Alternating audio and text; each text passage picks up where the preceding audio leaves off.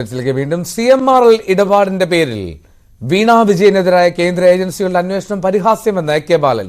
ക്രമക്കേടില്ലെന്ന് വിജിലൻസും ഹൈക്കോടതിയും കണ്ടെത്തിയിരുന്നു. ഒരു കുടുംബത്തെ ആകെ തകർക്കാനുള്ള ശ്രമമാണ് നടക്കുന്നതെന്നും AK ബാലൻ പറഞ്ഞു. ഒരു കാര്യം ഞാൻ വളരെ വ്യക്തമായിട്ട് പറയാം, നിങ്ങൾ എങ്ങനെ വേട്ടയാടിയാലും ഇതുമായി ബന്ധപ്പെട്ടുകൊണ്ട് ഏതെങ്കിലും രൂപത്തിലുള്ള ഒരു പ്രതികൂല വിധി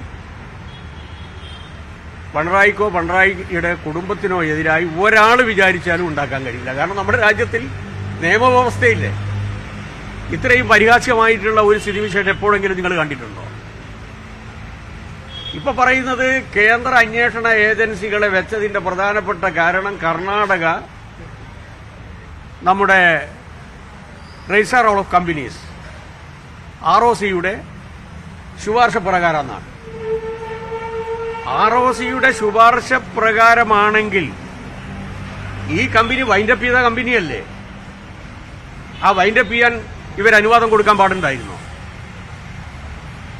അന്നേ എടുക്കേണ്ട പ്രശ്നമല്ലേ ഇത്. അപ്പോൾ വൈൻഡപ്പ് ചെയ്യുന്നതിന് യാതൊരു തകരാറുമില്ല എന്നുള്ളത് കൊണ്ടാണല്ലോ എക്സാലോജിക് ആ കമ്പനി വൈൻഡപ്പ് ചെയ്തത്. അന്ന് കാണാത്ത കാര്യം ഇപ്പം എവിടുന്നാണ് വരുന്നത്?